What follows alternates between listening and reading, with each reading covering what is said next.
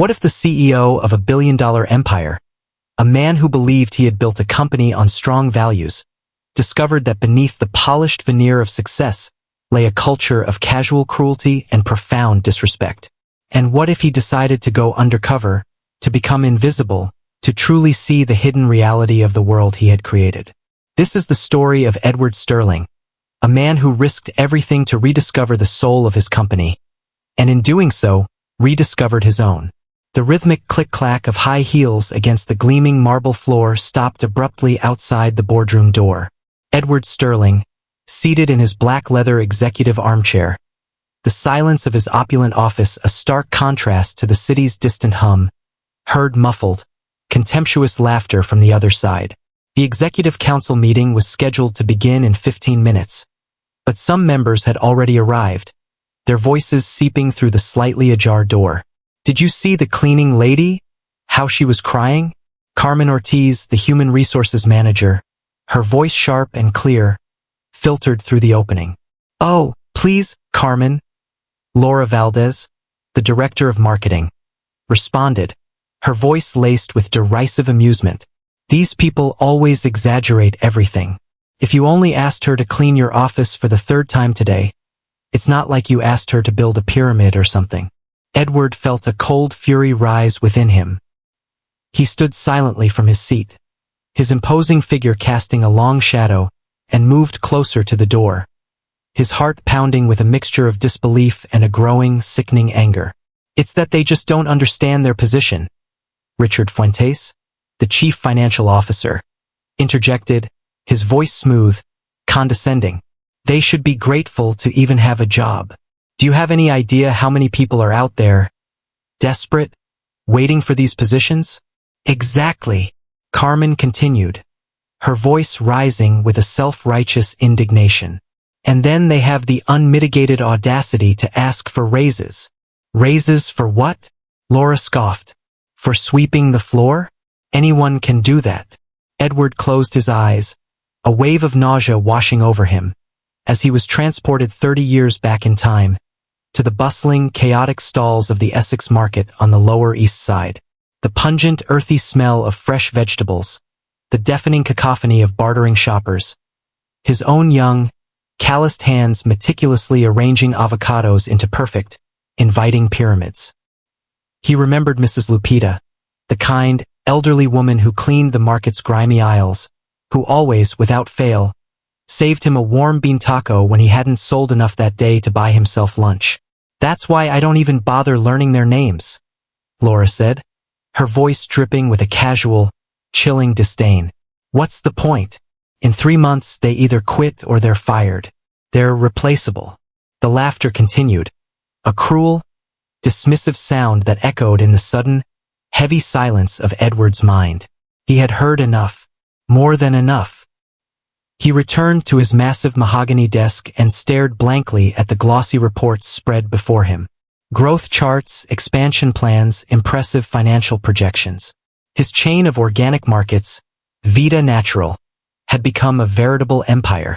20 sprawling branches across New York City, 5 more under construction in other states, and ambitious plans for national, even international, expansion. But in that moment, all of it, every single hard-won achievement, felt utterly, profoundly empty. He picked up the silver-framed photograph from his desk himself at 20, beaming proudly beside his first, humble vegetable stall. When had success, his success created this monster? When had his executives, the people he trusted, become so utterly, so cruelly disconnected from basic human decency, from the reality of the people who formed the very backbone of his company? The boardroom door swung open completely, and the executives began to file in, all perfectly tailored suits, confident smiles, and a palpable aura of self-importance. Carmen adjusted her designer skirt before taking her seat. Laura checked her reflection in her latest model smartphone, and Richard meticulously straightened his expensive silk tie. Good morning, Edward. They greeted, almost in unison, their voices smooth, professional, as if the conversation from just moments before, the one filled with such casual cruelty, had never even happened. Edward observed them intently as they took their places around the long, polished conference table. These were the faces of his company's success, the individuals he had handpicked, the people in whom he had placed his unwavering trust to uphold the core values he had established from the very beginning, values born from his own humble, difficult past. "Before we begin," Edward said, his voice deceptively serene, a calm before an impending storm, "I'd like to share a story with you. A story about my early days at the Essex market." The executives exchanged confused, uneasy glances. It wasn't often that Edward spoke of his past, of his struggles. "But first," he continued, pulling out his sleek, unassuming smartphone, "I'd like you all to listen to something rather interesting." His finger hovered, then decisively pressed the play button on the voice recording app he had, on a sudden, inexplicable impulse, activated just minutes before. The faces of Carmen Ortiz, Laura Valdez, and Richard Fuentes turned a ghastly shade of pale as their own voices, their own cruel, dismissive words, their own contemptuous laughter, echoed, sharp and damning, through the stunned, silent boardroom. In that precise, electrifying moment, Edward Sterling, the self-made billionaire, the visionary founder of Vita Natural, made a decision. A decision that would change the future of his company and his own life forever. What do you think of this shocking revelation? Can a company truly lose its soul as it grows? Or is this a reflection of deeper societal issues? And what drastic measures will Edward Sterling take to confront the ugly truth he has just uncovered within his own empire? Share your most insightful predictions and burning questions in the comments below. Don't forget to like this video if you're already hooked and subscribe for more powerful stories. What if the only way to truly understand the heart of your own empire was to become invisible within it, to trade a bespoke suit for a janitor's uniform, and walk the floors where the real work, the real struggles unfolded every single day?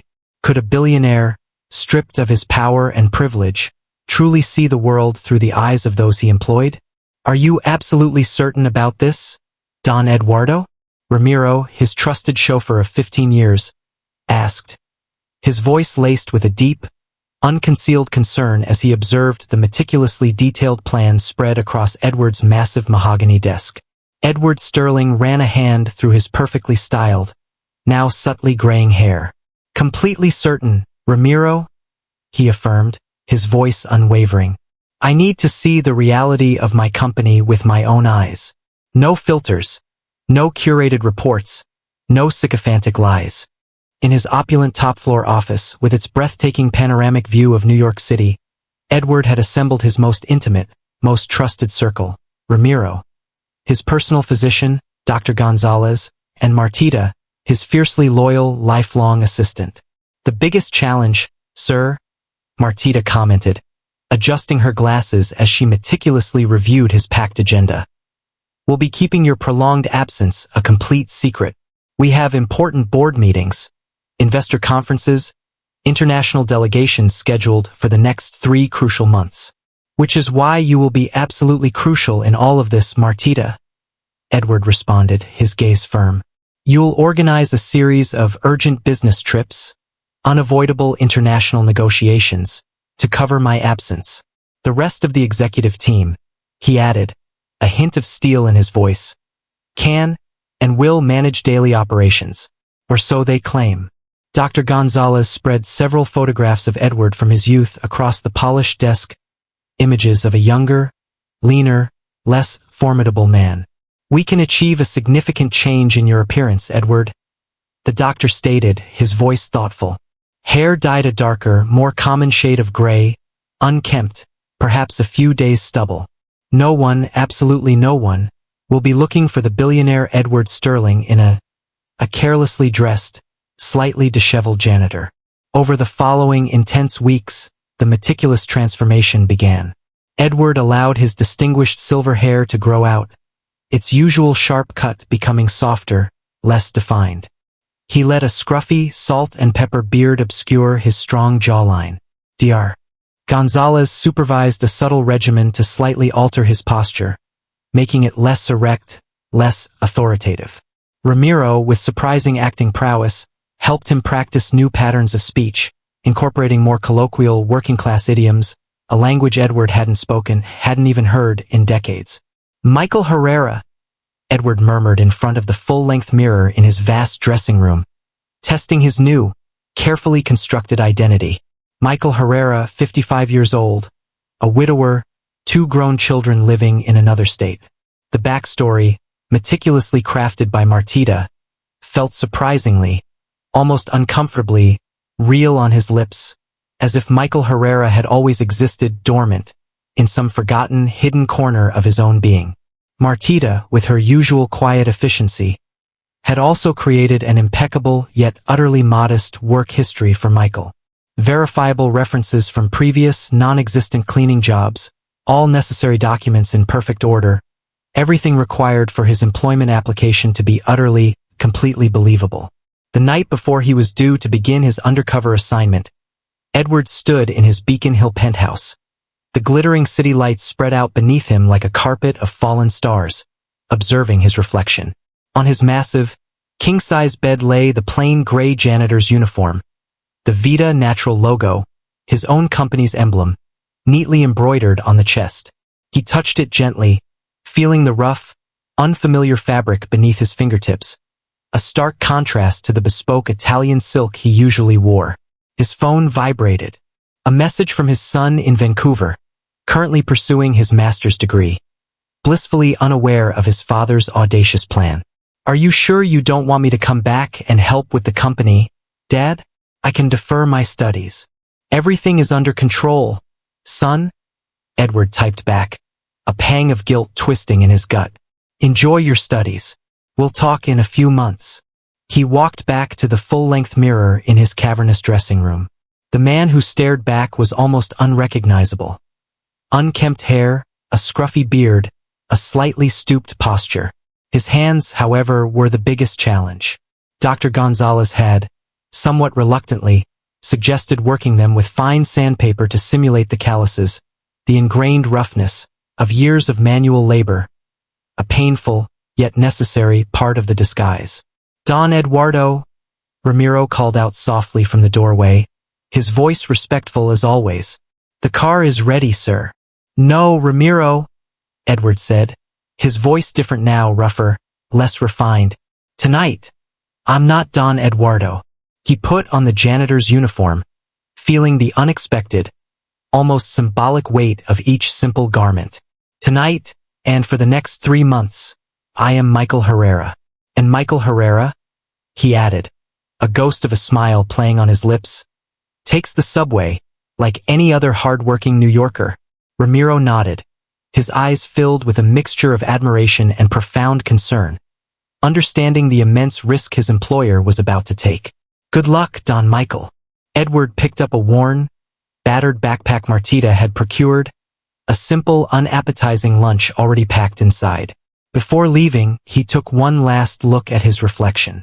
He no longer saw the successful, powerful businessman, the man whose face graced the covers of financial magazines. He saw Michael Herrera, the new night shift janitor at the Beacon Hill branch of Vita Natural.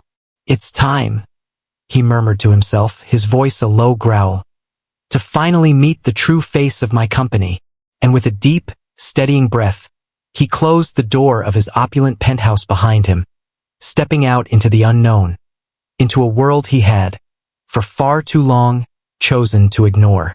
What do you think of Edward's audacious plan to go undercover? Is it a brilliant strategy to uncover the truth, or a reckless gamble with potentially devastating consequences? And what will he discover in the hidden underbelly of his own empire? Share your most insightful predictions and passionate opinions in the comments below. What if the empire you built, the one you thought you knew intimately, revealed a hidden, almost invisible undercurrent of daily struggle, quiet acts of kindness, and a casual cruelty you never imagined existed within its gleaming walls? Could a single night as an invisible man shatter a lifetime of assumptions? "You're early?"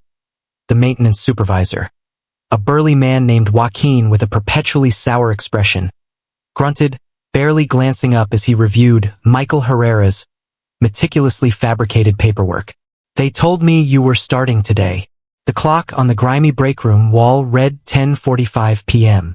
The Beacon Hill branch of Vita Natural, usually bustling and elegant during the day, felt eerily different at night. The harsh fluorescent lights hummed over empty, silent aisles, casting long, distorted shadows between the perfectly organized shelves of organic produce and artisanal goods. "Michael Herrera?" Edward Sterling responded, trying to soften his naturally authoritative tone, to inject a note of weary subservience. "Thank you for the opportunity." Joaquin let out a dry, humorless laugh. "Opportunity? Look, Michael, there are no opportunities here. There's work, and a hell of a lot of it. Follow me." For the next hour, Joaquin showed him the facilities from a perspective Edward had never, in his 30 years as CEO, even considered. The strategically hidden cleaning closets, filled with worn-out mops and harsh chemical detergents. The chronically problematic areas that required constant, special attention, the leaky freezers, the perpetually stained deli counter. The specific products that, due to poor packaging or careless handling, frequently spilled, creating hazardous, time-consuming messes. "The guy you had before me," Edward began, trying to sound casual. "Quit." Joaquin cut him off, his voice flat, dismissive. "Like all of them. 3 months is the average around here. How long do you think you'll last, Michael?" Edward felt a familiar knot tighten in his stomach. Laura Valdez's contemptuous words from the boardroom echoed in his mind. In 3 months, they either quit or they're fired. At midnight, while mopping the already gleaming floor of the fresh produce section, Edward heard light footsteps approaching. A young cashier, her name tag reading Anna. Her eyes bright and intelligent despite the late hour, carried her backpack and a thermos. "Hi!" She greeted him with a genuine, unexpected smile. "I'm Anna. You new here?" "Michael," he responded, genuinely surprised by her friendly, unsolicited greeting. He was, after all, just the new janitor. "First day." "Figured. Be careful with that corner." Anna pointed with her chin. "Water always accumulates there. Joaquin never mentions it to the new guys, but I've seen several people slip." Edward nodded, grateful for the unexpected warning. "Night shift too?" "Yeah. I study in the mornings. Want some coffee?" "I always bring extra." Before he could respond, a loud crash, followed by a string of curses, echoed from the warehouse area. Joaquin appeared, his face flushed with anger, followed by 2 other harried-looking cleaning staff. "The new organic line shipment just fell. Damn it. Michael, leave that and come help." Anna quickly put her thermos away. "Maybe another time. Good luck." For the next 3 grueling hours, Edward experienced the most physically demanding work of his entire life. Heavy, awkwardly shaped boxes, sticky, spilled organic products, dangerously sharp broken glass. His hands, despite Dr. Gonzalez's treatment, quickly began to form real, painful blisters. At 4 a.m., during his official yet ridiculously short 15-minute break, he slumped onto a hard plastic chair in the small, dingy cleaning supply closet, observing his aching, blistered hands. Carmen Ortiz had been tragically, brutally wrong. Anyone could not do this job. It required strength, stamina, and a level of stoic resilience he was only just beginning to comprehend. "Here," a soft voice said. It was Anna, offering him the promised thermos and a small package of cookies. "First night is always the toughest." "Thanks," Edward murmured, genuinely touched by her simple, yet profoundly significant, gesture of kindness. "You know," Anna continued, sitting down on an overturned bucket nearby, "most don't even last the first week, but something tells me you're different, Michael." Edward took a long sip of the surprisingly good coffee, hiding his wry smile behind the thermos. If only she knew how truly, profoundly different he really was. "Why do you work here, Anna?" he asked, genuinely curious, deflecting her attention from himself. He remembered his carefully prepared backstory. Needed a change, a fresh start. Anna nodded, a thoughtful expression on her young face. "We all have a story, don't we, Michael?" "Well," she said, rising, "break's over. If you need help with anything, I'm here." As he watched her walk away, her steps light despite the late hour, Edward felt a pang of guilt. Anna's genuine kindness, her unpretentious warmth, made his elaborate deception feel heavier, more burdensome. But it also, paradoxically, confirmed that he needed to be here. He needed to meet the honest of his company, the hard-working, often invisible individuals who formed its true, beating heart. And he needed to understand, intimately, the challenges, the injustices they faced every single grueling day, or rather, every single exhausting night. The night continued, a relentless blur of demanding tasks, condescending instructions, and fleeting, yet illuminating, interactions. And with each passing hour, with each new, humbling experience, Edward Sterling, the powerful, untouchable CEO, began to fade, to recede, giving way, slowly but surely, to Michael Herrera, the new, invisible night shift janitor. A man no one looked at twice. A man who was, for the very first time, beginning to truly see. What if the darkest corners of your own company, the ones you never bothered to illuminate, were filled not just with a culture of casual cruelty, but also with a quiet, resilient camaraderie, a shared humanity that offered an unexpected glimpse of hope, and perhaps, even redemption? Could a simple cup of shared coffee, in the dead of night, become a catalyst for profound, transformative change? My dad always said coffee tastes better when it's shared. Anna, the young night shift cashier, commented, extending a steaming thermos towards Edward Sterling, still in his guise as Michael Herrera. It was the third night of his new, undercover life, and the relentless muscle aches were beginning to feel like a permanent, unwelcome part of his daily, or rather nightly routine. They were huddled in the small, stark employee break room, a space so Spartan, so devoid of comfort, it felt more like a forgotten storage closet. An old, wobbly table and a few mismatched, plastic chairs were its only meager furnishings. The clock on the wall ticked loudly, its harsh, metallic sound echoing in the otherwise silent room. 3 a.m. My dad had a saying about coffee too, Edward responded, gratefully accepting the offered drink, the warmth seeping into his chilled, aching hands. He used to say it was the fuel of dreamers, the lifeblood of a city that never sleeps. Anna smiled, a genuine, unforced expression that momentarily chased away the shadows of exhaustion from her young face. "And what dreams do you have, Michael?" she asked, her gaze surprisingly direct, her question catching him completely off guard. As Edward Sterling, his dreams had always been tangible, quantifiable.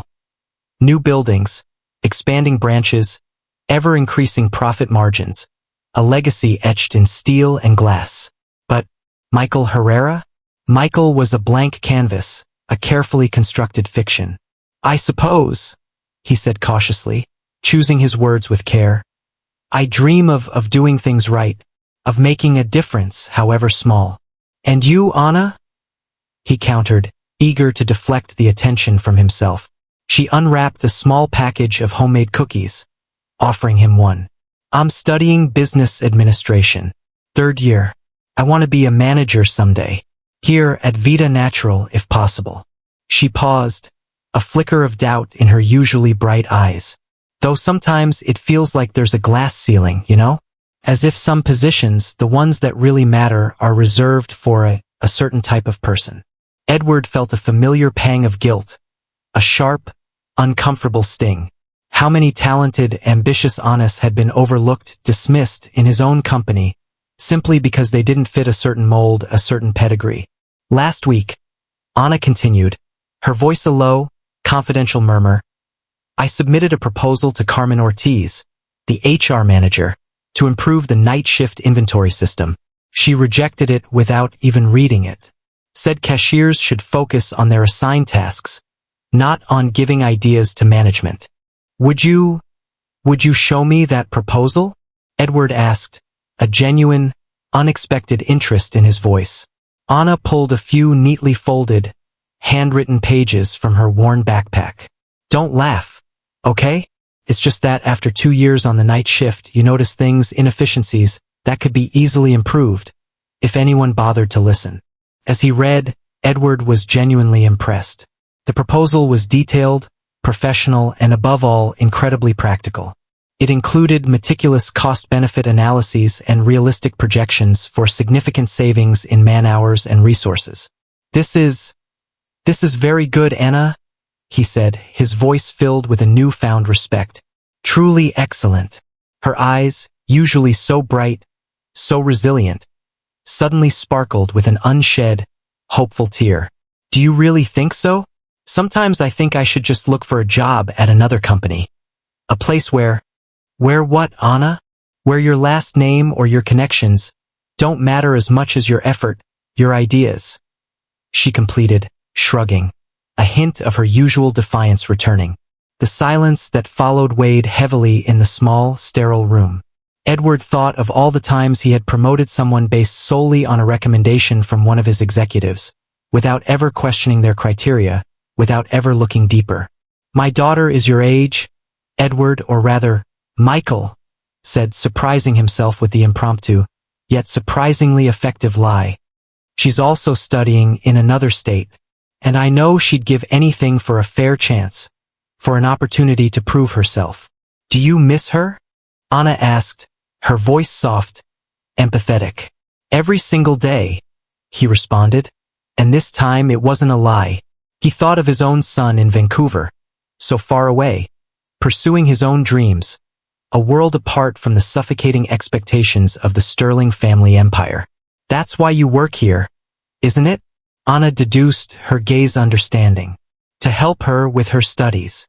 Edward simply nodded, grateful for the unintentional, yet perfectly plausible, alibi. "You know, Michael," Anna continued, carefully gathering her proposal papers, "most people here just see a janitor when they look at you, but there's something different about you. As if you understand more than you let on. As if you've seen more of the world." For a terrifying moment, Edward feared he had been discovered, that his carefully constructed facade had somehow cracked. But Anna simply smiled, a warm, genuine, trusting smile, and began to gather her things.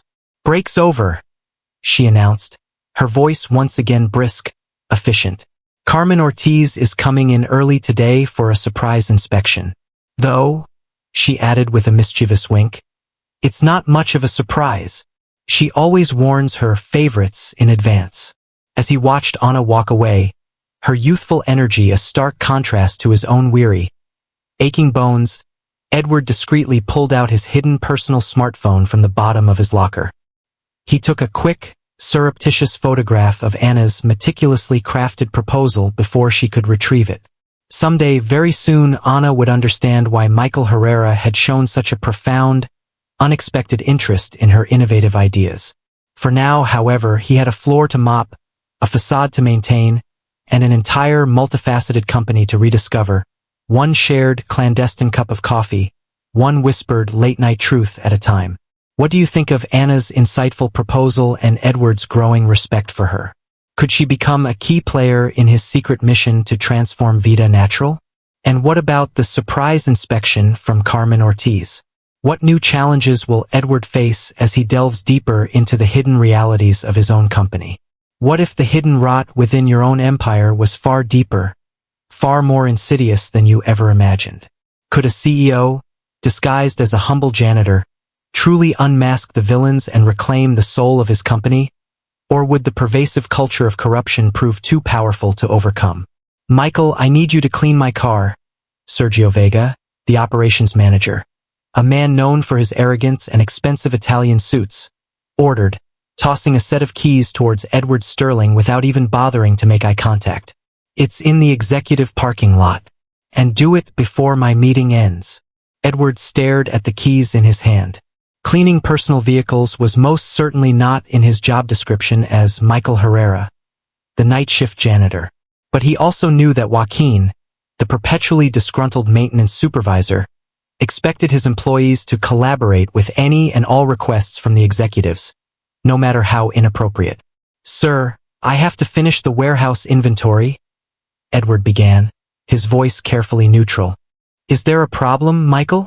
Sergio finally looked at him, a cold, knowing smirk playing on his lips, the kind of smile Edward had seen 1,000 times in high-stakes boardroom negotiations.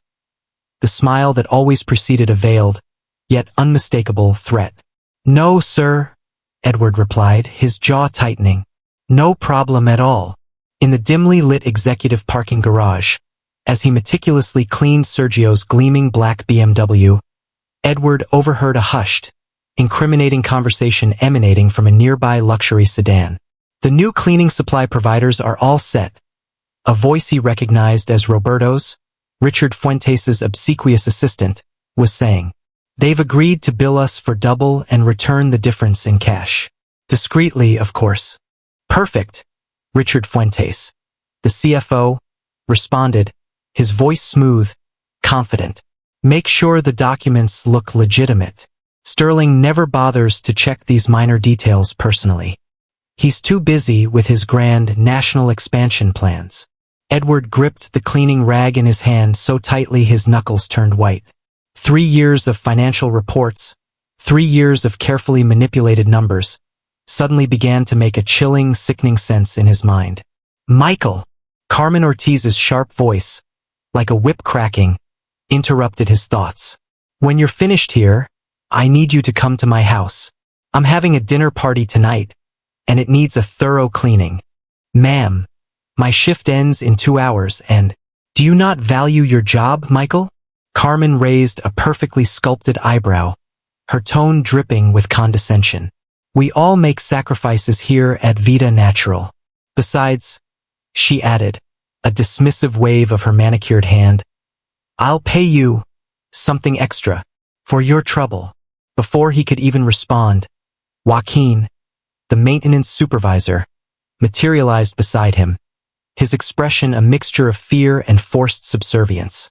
"He'll be there, Licenciada Ortiz, don't you worry. Michael is always happy to help." For the next few grueling hours, Edward was subjected to an endless, humiliating parade of similar abuses. Marina Lopez, the ambitious digital marketing manager, had the cleaning staff routinely pick up her children from their exclusive private school. Francisco Ruiz, the aggressive head of sales, regularly forced them to run his personal errands during their already long, exhausting shifts. "It's normal, Michael," Pedro, another older janitor, explained with a weary resignation as they mopped the floors together later that evening. "If you don't do it, they find some excuse to report you to get you fired. Last week, they dismissed Juan for poor performance. The truth is," Pedro lowered his voice, his eyes darting nervously around, "he refused to wash Sergio's car every single day." "And no one says anything?" Edward asked, his voice tight with a barely suppressed rage. Pedro let out a bitter, humorless laugh. "To whom, Michael? To the owner? They say Edward Sterling started from the bottom, that he built this company with his own 2 hands.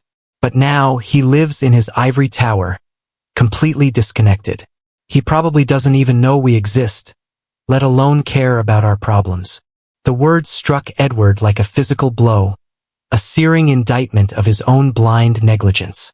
At the end of his shift, as he was cleaning Richard Fuentes' opulent office, a task specifically assigned to him by Joaquin, he found a folder brazenly marked Suppliers 2024, Special Arrangements.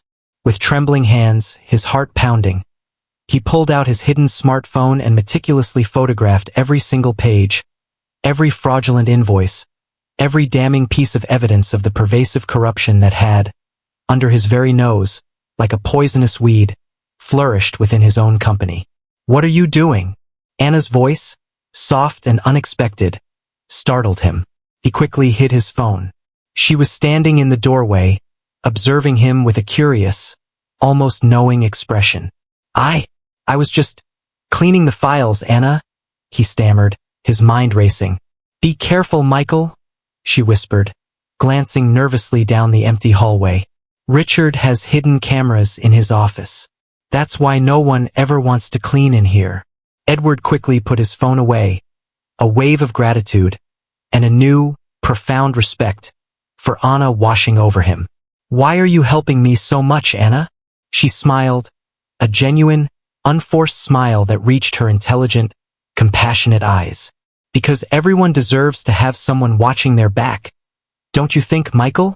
As he walked towards the exit that morning, his body aching, his mind reeling, Edward felt the immense, crushing weight of every single piece of photographed evidence on his phone. The carefully constructed masks were beginning to fall, revealing faces, betrayals he never could have imagined finding within the walls of his own company. His own Vita Natural. What do you think Edward will do with this damning evidence of corruption? Will he be able to expose the villains without revealing his own identity? And what role will Anna play in this dangerous high-stakes game? What if the casual cruelty you witness daily reached a breaking point, igniting a righteous fury and solidifying a silent vow to dismantle the corrupt system from within, no matter the personal cost? Could one man, armed with the truth and a newfound understanding of his own company's soul, truly spark a revolution? Please stay away. Laura Valdez's shrill voice, laced with an exaggerated hysteria, echoed through the otherwise silent boardroom. You're ruining my presentation. My career.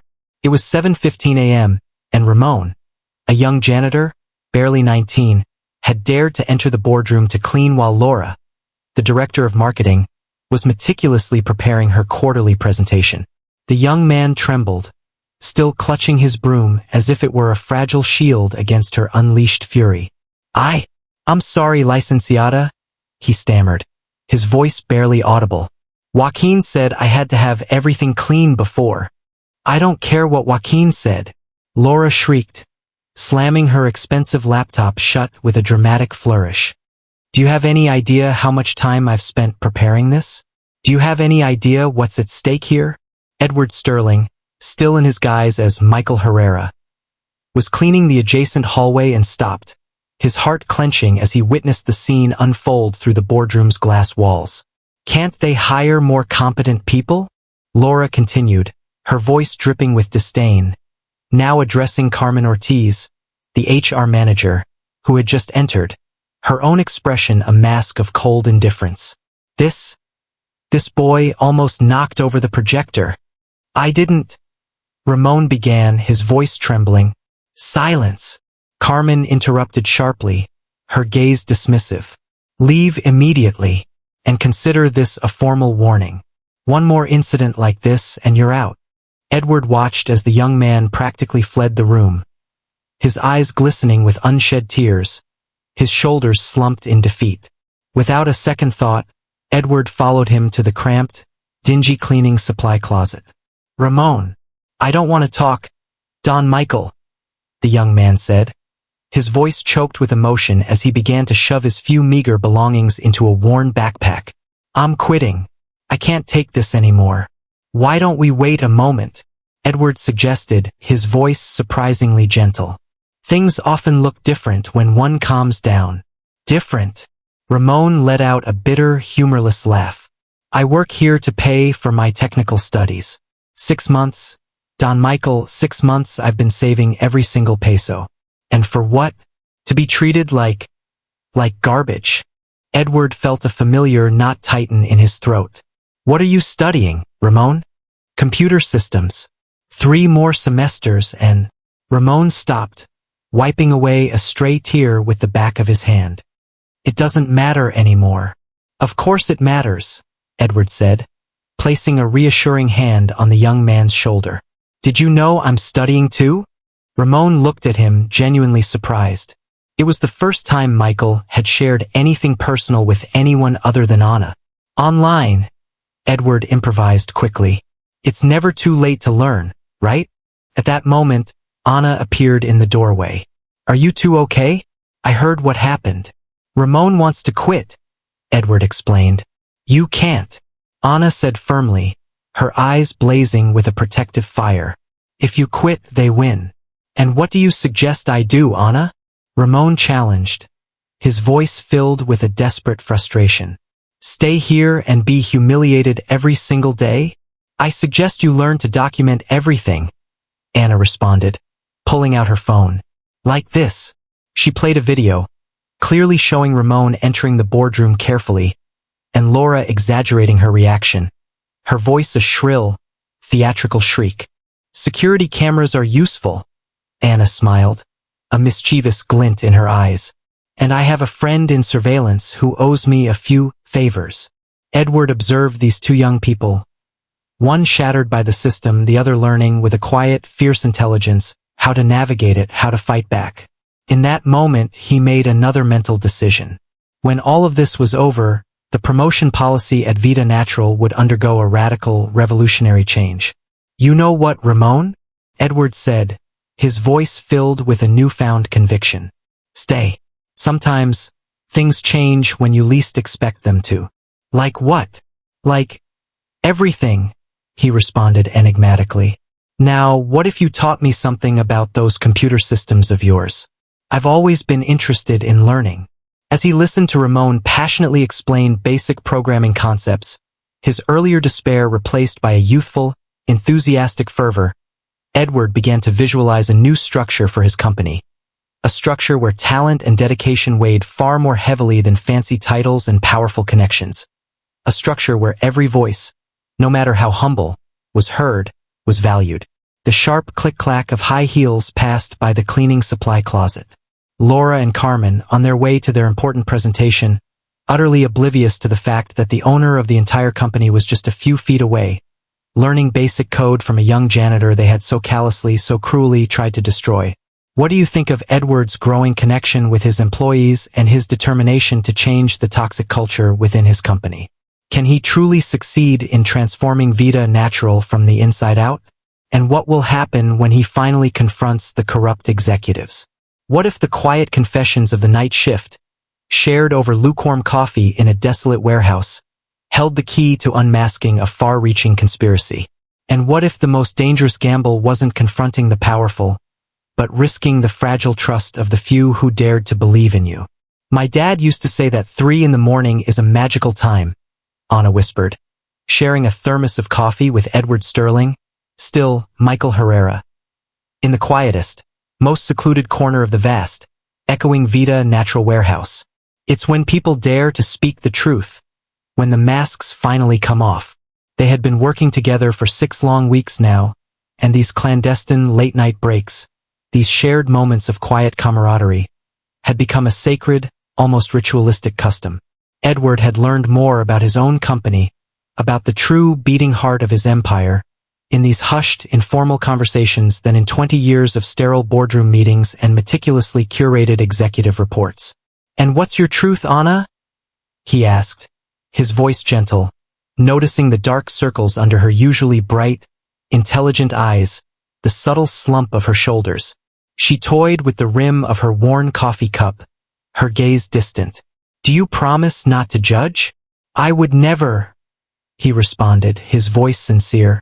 "I'm tired, Michael," she confessed, her voice cracking slightly, a raw vulnerability in her tone. "So incredibly tired. I've been working here since I was 18. 5 long years. I started because my mom got sick, cancer, and we desperately needed the money for her treatments." She took a deep, shaky breath. She didn't make it." Edward felt a sharp, unexpected pang in his chest, a profound empathy for this resilient young woman. As a powerful CEO, he had never allowed himself to truly inquire about the personal stories, the hidden struggles of his lower-level employees. They were, he now realized with a sickening shame, just numbers on a spreadsheet, interchangeable cogs in his vast, impersonal machine. "But I stayed here," Anna continued, her voice regaining a flicker of its usual strength. "Studying during the day, working grueling night shifts, maintaining a perfect academic average because I still dream of growing within this company. And you know what's the worst part, Michael?" she asked, her voice laced with a bitter, heartbreaking irony. I actually love this place. I know every corner, every process, every flaw. I have so many ideas to make it better, to make it more efficient, more human. But no one," she sighed, a wave of weary resignation washing over her. "No one ever listens to a night shift cashier." From the other side of the sprawling warehouse, hushed voices drifted towards them. Edward recognized other members of the night shift crew, sharing their own quiet, desperate stories in the pre-dawn gloom. "My son is sick," Maria, an older cleaning lady, was saying, her voice thick with worry. "I need the health insurance. That's why I put up with Carmen Ortiz's constant abuse, her impossible demands." I'm supporting my younger siblings. Pedro, another young janitor, added, his voice barely a whisper. Ever since Dad left, I'm the only one they have. Edward listened to each story, each hushed confession, feeling the immense, crushing weight of his own responsibility, his own blind negligence, grow heavier with each passing moment. These weren't just statistics in an HR report. These were real lives, deferred dreams, daily, soul-crushing struggles, all unfolding under the gleaming, indifferent banner of his own vida natural. And you, Michael? Anna asked softly, her gaze gentle, understanding, pulling him from his spiraling thoughts. What's your story? Why are you really here? Edward looked at his reflection in the dark, lukewarm coffee. After weeks of living as Michael Herrera, the lie, the deception, felt heavier, more suffocating than ever before.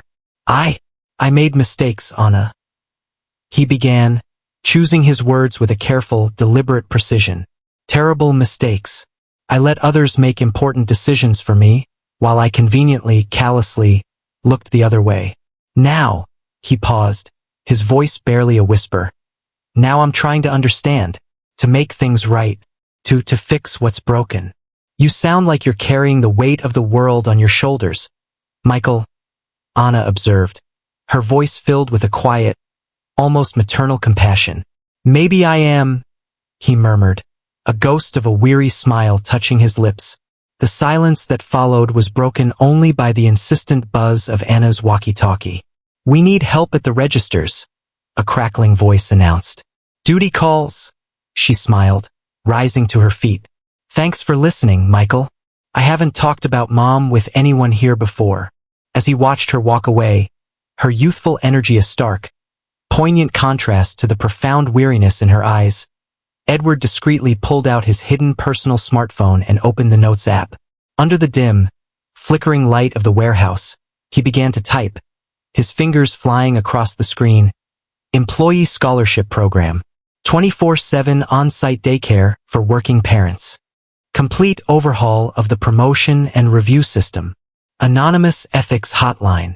The confessions of that night, the shared vulnerabilities, the whispered truths, would not be in vain. Every story, every unshed tear, every deferred dream, would become a concrete, transformative action. Because at 3 a.m, as Anna's father used to say, the truth in all its raw, unvarnished, often painful beauty, finally comes to light. And the truth was Edward Sterling had been blindly, arrogantly, leading a company without ever truly knowing, or caring about, the very people who kept it alive, the very people who formed its true, beating, resilient heart. What do you think about Edward's profound realization and his secret plans for Vida Natural? Can he truly transform his company and earn the trust of his employees, especially Anna? And what new challenges will he face as he tries to implement these radical changes? What if the corruption you sought to expose was more brazen, more deeply entrenched than you ever dared to imagine, forcing you to navigate a treacherous landscape of hidden alliances and veiled threats? And what if an unexpected warning from a trusted ally revealed that your own carefully constructed disguise was beginning to unravel? I need you to sign these documents right now. Richard Fuentes' voice, sharp and urgent, echoed from his opulent office. Edward Sterling, still in his guise as Michael Herrera, was cleaning the adjacent hallway and instinctively paused, his senses on high alert. But, sir, it's 5 a.m. Roberto, Richard's nervous assistant, responded, his voice trembling slightly. Can't we wait until the accountant arrives? These are unusual invoices. No, I need this processed before the internal audit team arrives later today, Richard snapped, his voice laced with a desperate, almost frantic impatience. Edward crept silently closer to the slightly ajar office door, pretending to meticulously polish the already gleaming door frames. From his vantage point, he could see Richard hastily manipulating invoices, his fingers flying across the keyboard, altering numbers, fabricating transactions. The new cleaning supply providers are charging 40% more than the previous ones, Roberto murmured, his voice filled with a hesitant concern. Won't that raise suspicions? Who the hell ever bothers to review cleaning supply expenses? Richard scoffed, his arrogance returning. Besides, Edward Sterling is far too busy with his grand national expansion plans to notice these minor discrepancies. Edward gripped the mop handle so tightly his knuckles turned white, a cold, familiar fury rising within him. For weeks, he had been painstakingly, meticulously gathering evidence, and now, the pieces of the puzzle were finally, chillingly, falling into place. Inflated invoices, phantom suppliers, hidden commissions, a systematic, deeply entrenched network of corruption. Michael! Joaquin's booming voice from the other end of the hallway startled him, forcing him to reluctantly move away from Richard's office. I need you for a moment. As Edward walked away, he discreetly photographed some of the documents Richard had carelessly left on his credenza, his heart pounding. What were you doing there? Joaquin asked, his eyes narrowed with suspicion. Just cleaning the windows, sir, as you asked, Edward replied, his voice carefully neutral. Look, Michael, Joaquin said, his voice dropping to a low, conspiratorial murmur. I'll give you some friendly advice. There are places in this company, certain offices, where it's better not to stick your nose. Understand? Later, in the cramped, dingy cleaning supply closet, Edward was reviewing the incriminating photos on his phone when Anna suddenly, unexpectedly entered. What are you doing? She asked, her curiosity piqued. Edward quickly hid his phone. Nothing important. Michael? Anna sat across from him, her gaze direct, unwavering. I've noticed you pay a lot of attention to things a normal janitor would usually ignore. Who are you, really? I'm exactly who you see, Anna, Edward responded, the weight of his elaborate deception suddenly, almost unbearably heavy. Just someone who wants to do the right thing. Does it have anything to do with the documents you photographed in Richard's office? Anna pressed, her eyes searching his. Edward looked at her, genuinely surprised. The security cameras, remember? She smiled, a knowing glint in her eyes. Don't worry. I erased that part of the recording. My friend in surveillance owed me a big favor. Why are you helping me so much, Anna? Edward asked, his voice filled with a mixture of gratitude and a profound, almost unsettling confusion. Because something tells me you're here to change things, Michael, she responded simply, her voice filled with a quiet, unwavering conviction. And this company, this place, it desperately needs a change. At that moment, Anna's walkie-talkie crackled to life. Emergency meeting in 5 minutes. Richard wants to see all night shift supervisors and team leads. Immediately. Be careful, Michael, Anna warned before rushing out. Richard has eyes and ears everywhere. Edward was left alone, staring at the incriminating photos on his phone. The trail of money, the web of deceit, was clearer now than ever before. Years of small, seemingly insignificant thefts, adding up to millions. His company, the one he had built with his own sweat and blood, the one he believed was a beacon of integrity, was being systematically plundered by the very people he had trusted, the very people he had placed in positions of power. It was time, he knew, to prepare for the next, most dangerous step. What do you think Edward will do now that he has concrete proof of Richard's corruption? How will he expose the truth without revealing his own identity? And what about Anna's unwavering loyalty? What if the carefully constructed charade finally crumbled, forcing a hidden CEO to reveal his true identity in the most dramatic, unexpected way?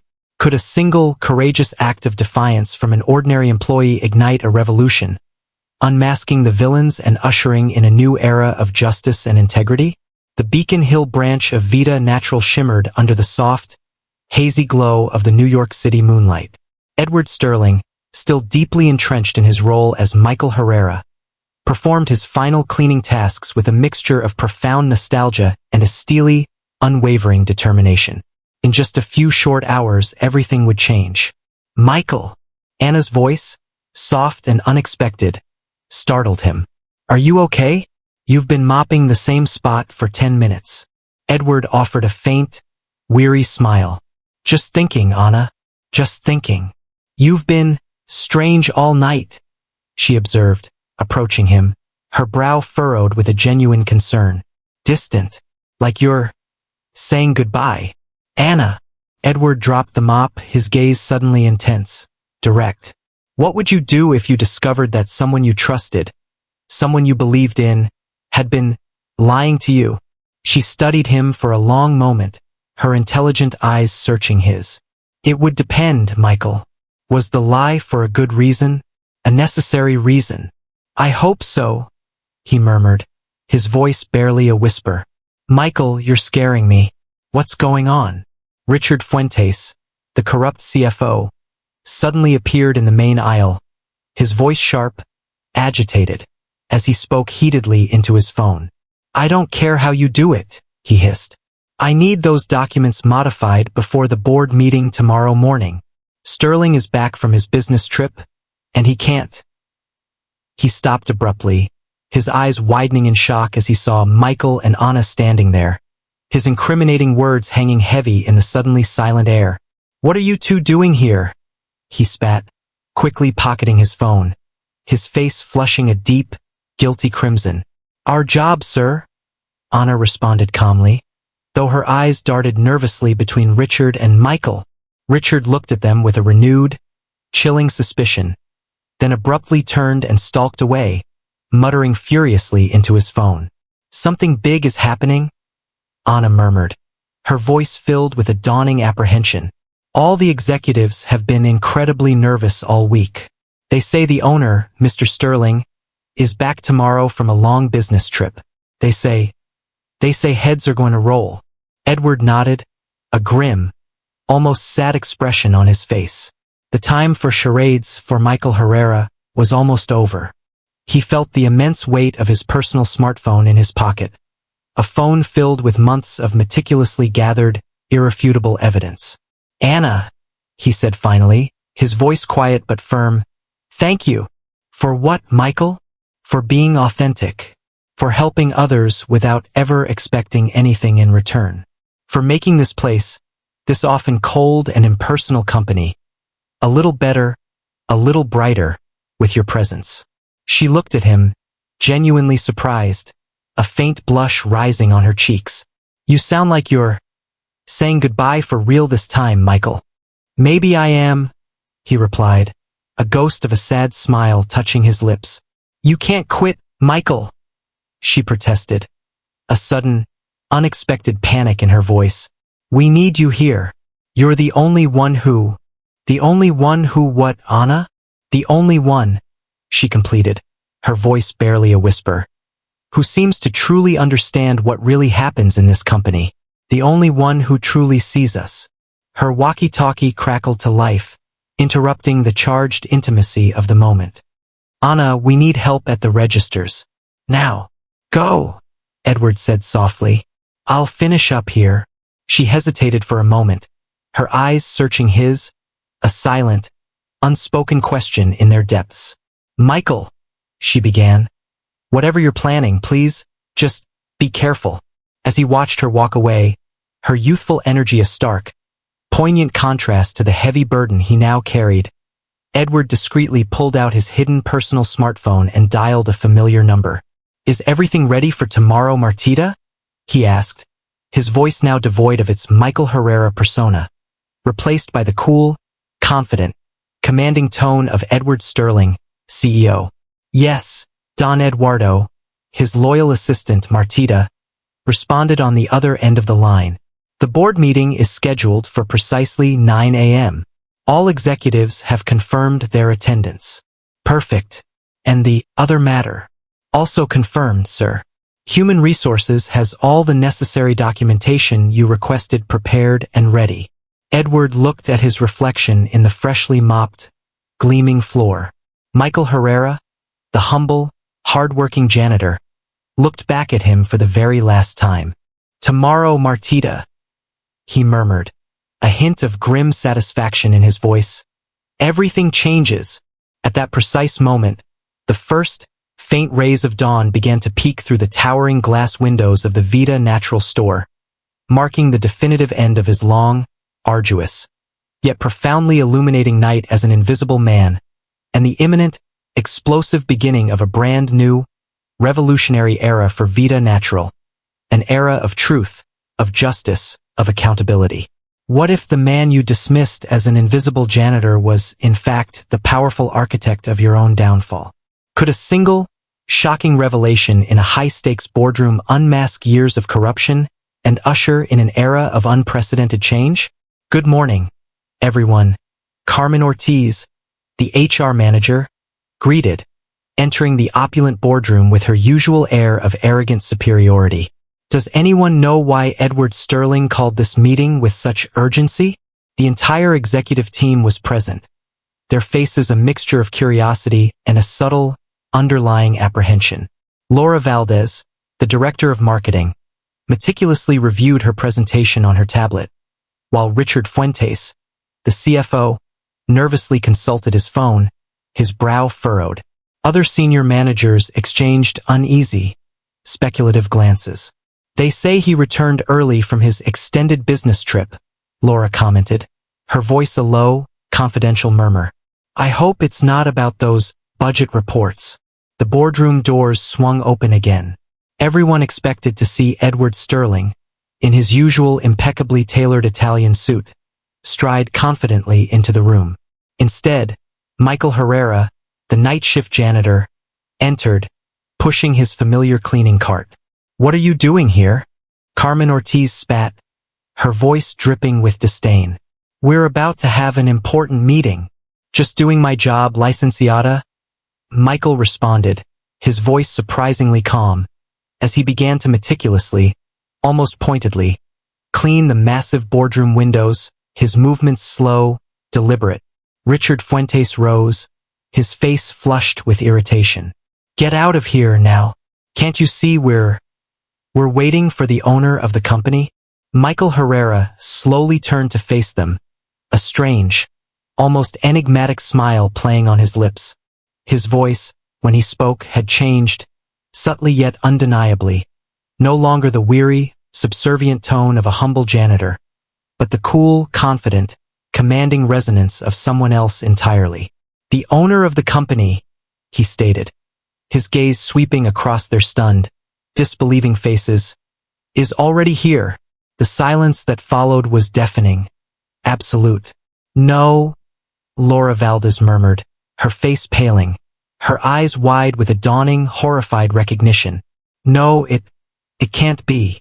Edward Sterling, for it was indeed him, slowly, deliberately, reached up and removed the scruffy, gray-streaked wig, then the prosthetic beard.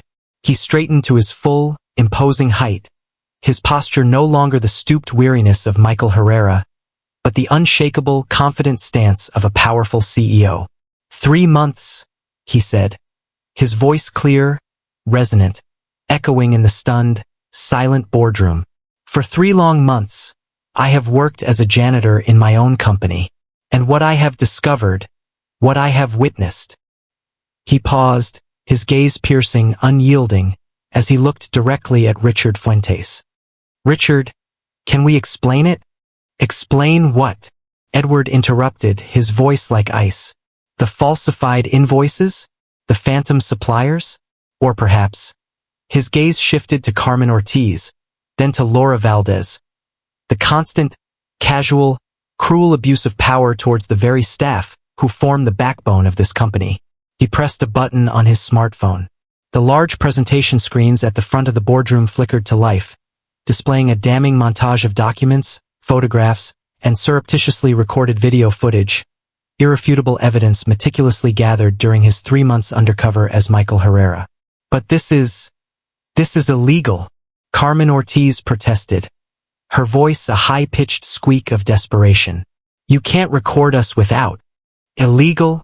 Edward let out a dry, humorless laugh that held no warmth. Do you want to talk about illegality, Carmen? Shall we discuss how you routinely appropriate the hard work of others, how you systematically crush any initiative, any ambition, from those you deem beneath you? Or perhaps, his voice dropped to a low, dangerous growl. We should discuss Richard's rather creative accounting practices. The boardroom doors swung open again. Anna, the young night shift cashier, entered, followed closely by Ramon, the aspiring computer systems student, and several other members of the night shift crew. Their faces a mixture of apprehension and a dawning, hopeful courage. "What is the meaning of this?" Laura Valdez demanded, her voice trembling. "This?" Edward responded, his voice ringing with a newfound, unshakable conviction. As he gestured towards Anna and the others, "This, ladies and gentlemen, is the future of Vida Natural." He turned to Anna, his gaze softening, a genuine warmth in his eyes. "Anna, your proposal to improve the night shift inventory system was brilliant. It's approved. As is your promotion to night operations manager." "Michael, Mr. Sterling," Anna stammered, her eyes wide with disbelief, tears welling. "And Ramon?" Edward continued, turning to the young janitor, who stood, stunned, by Anna's side. "The IT department desperately needs new blood, fresh talent. Your technical knowledge, your passion for systems, will be invaluable." Richard Fuentes rose abruptly, his face a mask of fury and disbelief. "This is ridiculous. You can't possibly put a cashier and a janitor in positions of power," Edward completed, his voice like steel. "Positions like the ones you have so blatantly, so consistently, so despicably abused? The financial police are on their way, Richard. I suggest you cooperate fully. It might be your only chance." The next 2 hours were a chaotic, cathartic whirlwind of shocking revelations, forced, tearful resignations, and the quiet, yet powerful, promise of legal action. As the corrupt executives were discreetly, yet firmly, escorted from the building by a grim-faced security team, Edward Sterling was left alone with Anna, the silence of the once oppressive boardroom now filled with a fragile, yet undeniable sense of hope. "Why didn't you tell me?" Anna asked softly, her voice a mixture of awe and a lingering gentle reproach. "I needed to see the truth without filters, Anna," he responded, his voice weary but resolute. "And you, without even knowing it, helped me find it. You and so many others like you. And now?"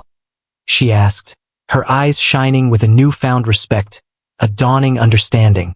Edward smiled, a genuine, unburdened smile, the smile of a man who had finally, truly, rediscovered his own soul. "Now, Anna," he said, extending his hand towards her, not as a CEO to an employee, but as one human being to another. "Now we build something new, something better, something real. Will you help me?" Anna took his outstretched hand, her own grip surprisingly firm, her eyes shining with a quiet, unwavering determination. "Only if you promise," she said, a mischievous glint in her eyes, "that we'll still have coffee together at 3 in the morning sometimes. Deal?" Edward chuckled, a warm, genuine laugh, a sound that hadn't been heard in the sterile, oppressive halls of Sterling Industries for a very, very long time. "What do you think of Edward's dramatic unmasking and his bold plan to transform Vida Natural? Can a company truly change its culture from the top down? And what does the future hold for Edward and Anna, now that the truth has been revealed and a new alliance has been forged?" Share your most insightful predictions and passionate opinions in the comments below. Don't forget to like this video if this shocking twist left you speechless, and subscribe for more powerful stories of redemption and transformation. What if the revolution you ignited faced unexpected resistance, forcing you to confront not just the demons of the past, but the ingrained prejudices of a system resistant to change? Could a leader, armed with a newfound vision and a commitment to his people, truly cultivate a new culture of respect and opportunity from the ashes of corruption? The press is outside, Mr. Sterling. Martita, his loyal assistant, informed him, her voice a mixture of concern and a quiet, underlying excitement. "They all want statements about the changes at Vida Natural." Edward Sterling observed the bustling city of New York from his panoramic office window, his expression thoughtful, his perspective now profoundly, irrevocably altered. A week had passed since the dramatic boardroom revelation, the corporate earthquake, as the financial papers had dubbed it, and the aftershocks still resonated through every level of the company. "How many resignations have we had so far?" he asked, without turning from the breathtaking, yet somehow now less impressive view. 17 executives to date, sir, Martita responded, consulting her tablet. Most of them wisely chose to resign before the formal investigations began. Richard Fuentes and 2 other senior managers are currently cooperating fully with the authorities.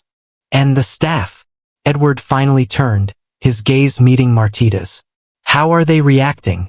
Confused mostly, sir, she admitted. Some are celebrating the changes, relieved that the old guard is gone. Others, understandably, are fearful for their jobs, uncertain about the future. Edward nodded, a grim understanding in his eyes. He knew this transformation wouldn't be easy, that rebuilding trust, fostering a new culture of respect and integrity, would be an arduous, uphill battle.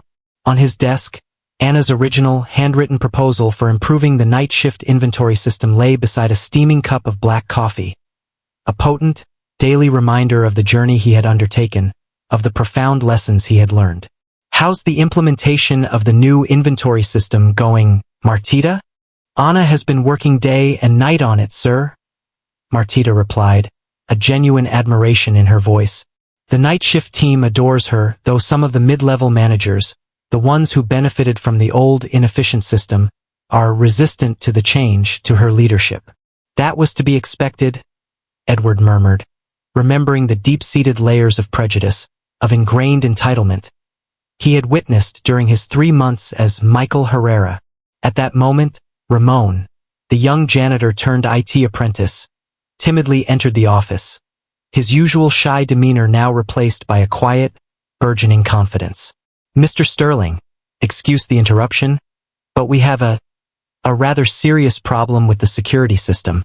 Go ahead, Ramon, Edward encouraged, gesturing for him to continue. And please, just Edward.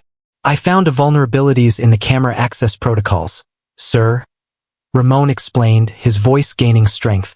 The kind of breaches Richard Fuentes and his associates likely exploited to spy on employees, to gather compromising information. He paused, a flicker of discomfort in his eyes. To maintain their control. Can you fix it, Ramon? Edward asked, his voice calm, reassuring. I'm already working on it, sir. Edward, Ramon confirmed. But there's something else. Some of the supervisors, the ones loyal to the old regime, they're sabotaging the new procedures. Deleting data, altering records, trying to make Anna's new system look like a failure. Edward nodded slowly, a cold, hard anger tightening his jaw.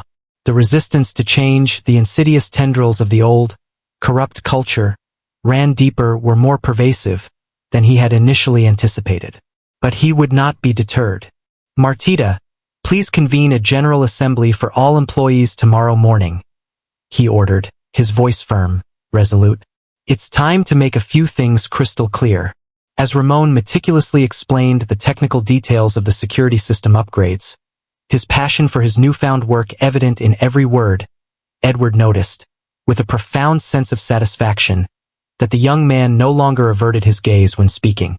The change, however small, however fragile, had begun. But it was, he knew, just the very first step on a long, arduous, yet undeniably necessary journey. Have you seen Anna? Edward asked, when Ramon had finished his impressive, detailed exposition. She's in the warehouse, sir. Edward, Martita replied, training the morning shift personnel on the new system. Some of them, apparently, are not too pleased about receiving orders from a former cashier. Then that, Edward decided, rising to his feet, a new, unwavering resolve in his eyes, is precisely where I need to be. The press, he knew, could wait. His employees, his people, could not. As he walked towards the warehouse, several employees, their faces a mixture of respect and a lingering, understandable curiosity, greeted him. He was no longer the distant, untouchable owner in his ivory tower, nor the invisible, overlooked janitor. He was something new, something different, something he himself was still, with each passing day, with each new challenge, trying to define, to become. In the bustling, cavernous warehouse, he found Anna patiently, yet firmly, explaining the intricacies of the new inventory software to a group of skeptical, resistant supervisors. Her voice was clear, professional, yet it retained that innate, gentle warmth that Edward had, during those long, clandestine late-night conversations, come to know, to respect, to cherish. The consequences of change are only just beginning, Edward thought, observing the complex, challenging scene before him. But for the very first time in years, in a lifetime, perhaps they are the right consequences. The just consequences. What if the revolution you ignited faced its fiercest resistance not from external forces, but from within the very heart of your own company? Could a leader, armed with a newfound vision and an unwavering commitment to his people, truly dismantle a deeply entrenched culture of prejudice and entitlement? Or would the old guard prove too powerful to overcome? The values of natural living, formerly vita natural, now translated for an English-speaking audience, are not negotiable. Edward Sterling's voice, firm and unwavering, resonated through the packed main auditorium. They are not empty slogans on the walls, nor pretty phrases in our corporate brochures. They are the actions we take, the choices we make, every single day. It was the third week after the explosive boardroom revelation, and the company vibrated with a new, almost palpable energy, a mixture of excitement, apprehension, and a dawning, fragile hope. In the executive offices, once occupied by the corrupt, now dismissed old guard, a new, more diverse, more compassionate form of administration was slowly yet steadily taking shape. The internal promotion program is officially underway, Edward continued, his gaze sweeping across the faces of the more than 200 employees gathered before him. Every single employee will have the opportunity to grow, to advance, based solely on their merit, their dedication, their talent, not on their connections, not on their social standing, not on their willingness to kowtow to an outdated, unjust hierarchy. Anna, seated in the front row, nodded in agreement, meticulously taking notes. Her new, challenging role as night operations manager had already inspired countless other employees to submit their own innovative proposals for improvement, a testament to the transformative power of her quiet courage. We have also, Edward announced, his voice gaining a new, powerful resonance, established the employee council. He paused, allowing the significance of his words to sink in. An independent body, elected by you, the employees, that will diligently oversee working conditions and, most importantly, will possess real, tangible decision-making power within this company. In the back of the auditorium, Joaquin, the former maintenance supervisor, listened with his arms crossed, his expression unreadable. Like many mid-level supervisors, he was still struggling to adapt to this new, radically different reality, a reality where power no longer flowed exclusively, unquestioningly from the top down. Change is not easy, Edward admitted, his voice softening, a hint of his own recent, transformative journey in his tone. It is often uncomfortable, unsettling, even frightening. But it is also, I believe, absolutely necessary. For us to survive, for us to thrive, for us to become the company I believe we can be. After the passionate, almost revolutionary General Assembly, as Edward walked through the hallways with Anna by his side, he noticed a profound, almost startling change. Employees no longer scurried away, averting their gaze when he approached. Some even stopped him, hesitantly at first, then with a growing confidence, to share their ideas, their concerns, their hopes for the future of natural living. "How's the new inventory system holding up, Anna?" he asked, his voice filled with a genuine interest. "Better than expected, actually," she replied, a proud smile on her face. "Ramon, our brilliant IT apprentice, added some incredible software enhancements that none of us had even considered. And Maria, the cleaning lady from the night shift, turns out she's an absolute expert in warehouse logistics. Years of organizing storerooms, apparently, gave her a unique, invaluable perspective." Edward smiled, a genuine, unforced expression. "You see, Anna? The talent, the brilliance, it was here all along. We weren't looking in the right places. We weren't listening to the right voices." "Speaking of talent," Anna said, pausing in front of Richard Fuentes' former, now conspicuously empty, opulent corner office. "What are we going to do about the finance department?" It needs a complete overhaul. I already have someone in mind, Edward responded, a knowing glint in his eyes. A highly meticulous, incredibly intelligent accountant from the evening shift. A woman who, for years, has been diligently detecting financial irregularities that no one, absolutely no one, wanted to listen to. Until now. As they continued their impromptu tour of the transforming company, they noticed small but significant changes everywhere. A newly renovated, comfortable employee dining room, brand new, state-of-the-art safety equipment in the warehouses, clean, dignified break rooms, spaces designed to nurture respect and well-being, not just productivity. You know what's the most surprising thing, Edward? Anna commented, her voice filled with a quiet wonder. Productivity has actually increased since all these changes. Significantly. Edward nodded, a thoughtful expression on his face.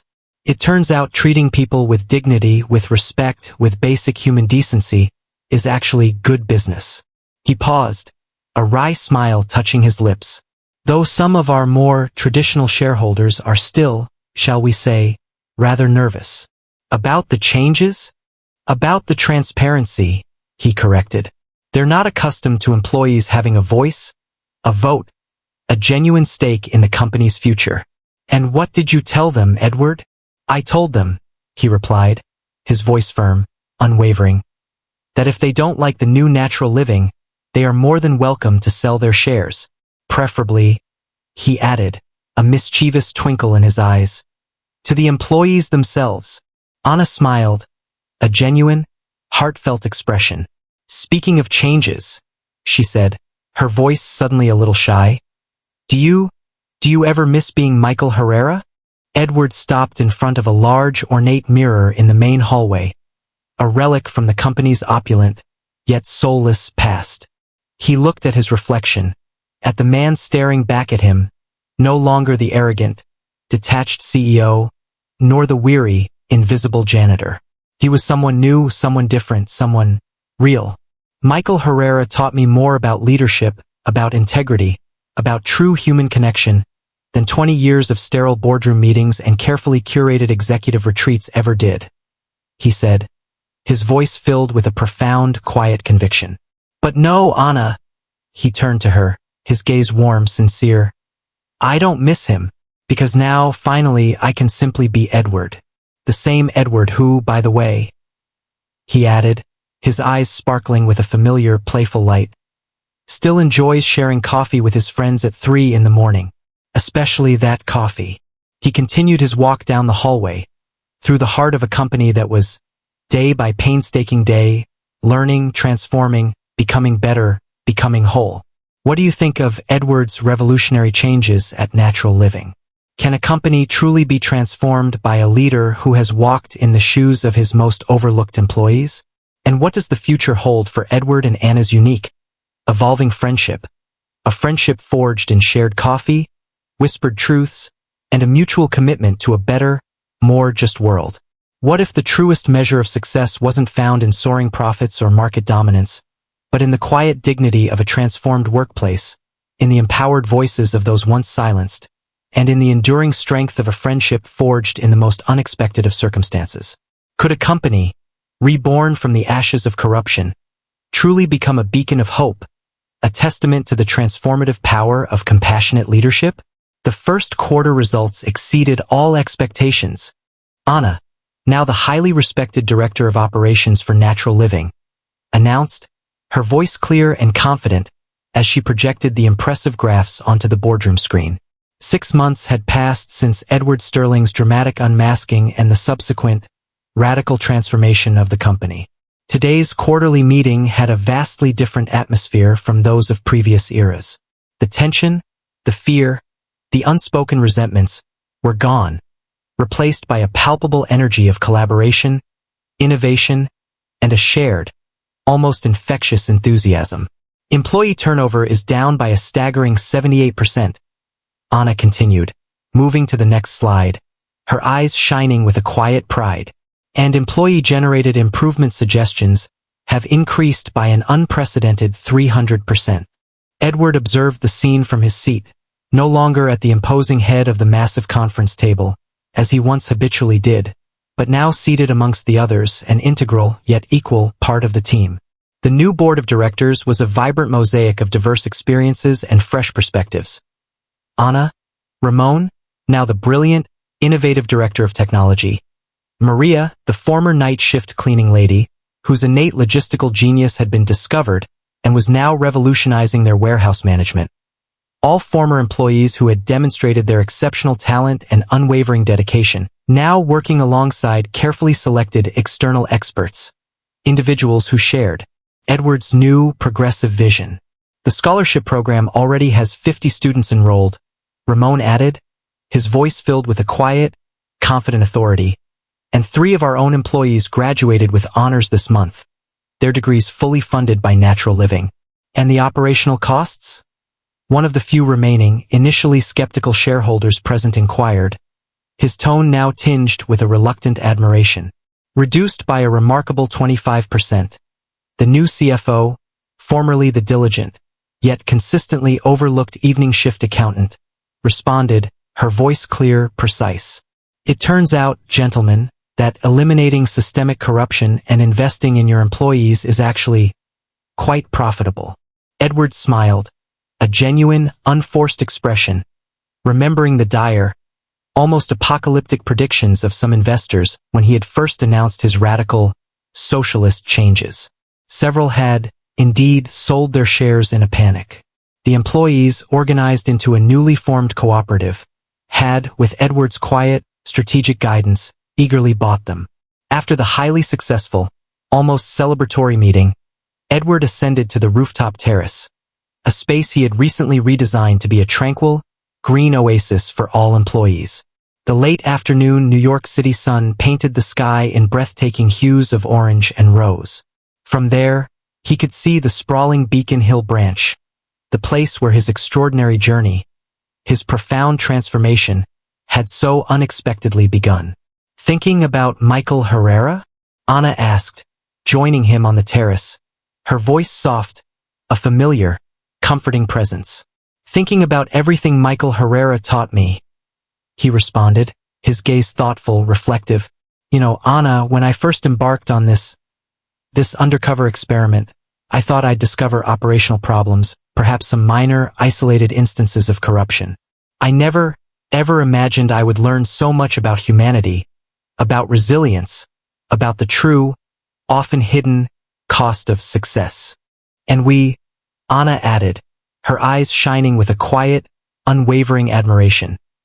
We learned that change, real, meaningful change, is possible, even in the most entrenched, most resistant systems. She paused, then continued, a playful glint in her eyes. Though, I must admit, sometimes I do miss our late-night philosophical chats, back when you were just Michael, the surprisingly insightful janitor who listened so patiently to my impossible dreams. Edward discreetly pulled 2 thermoses of coffee from the small, unassuming briefcase he now always carried. Who says those chats have to end, Anna? She took one of the thermoses, her smile radiant, genuine. The great Edward Sterling still drinks lukewarm coffee with his employees at 3 in the morning?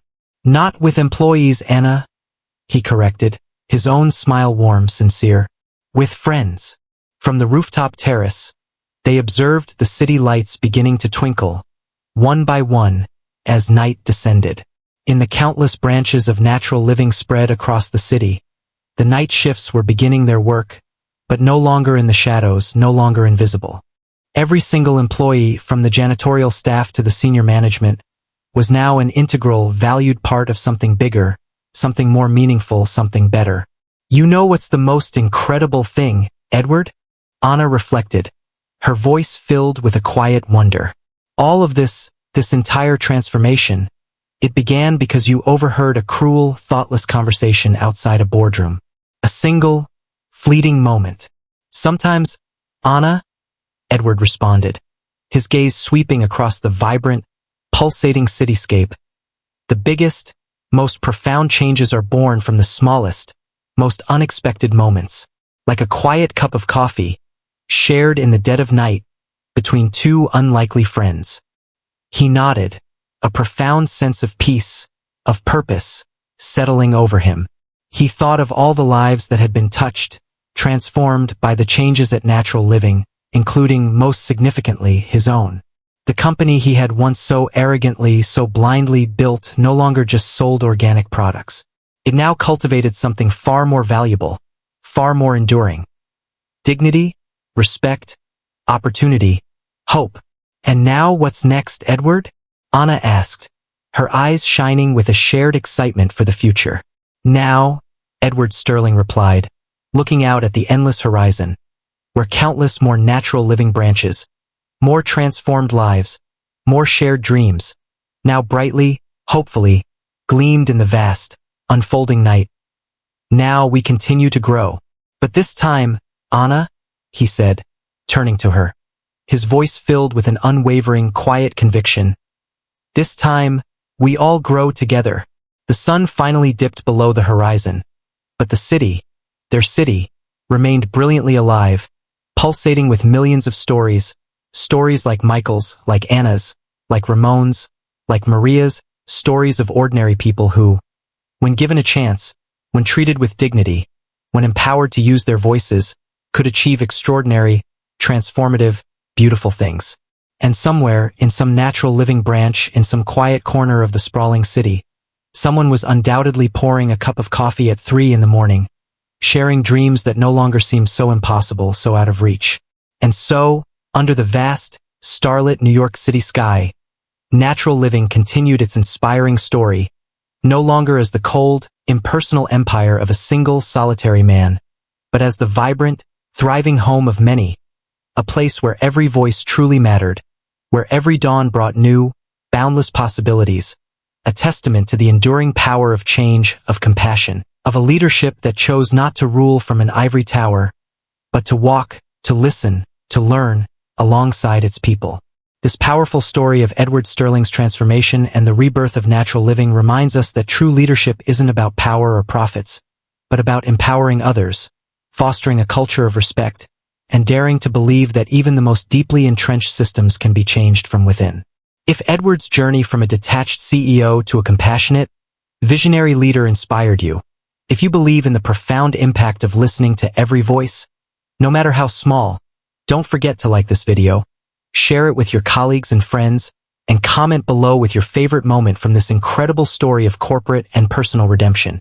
What part of Edward's transformation resonated most deeply with you? And of course, subscribe to our channel for more heartwarming, soul-stirring tales that celebrate the resilience of the human spirit, the power of empathy, and the extraordinary transformative impact of choosing to build a better, more compassionate world, one courageous decision, one shared cup of coffee at a time. We'd also love to know, where are you watching this inspiring story from today? Your voices, your experiences, your shared hopes for a better future enrich our global community immeasurably. Let's keep believing in the power of change together.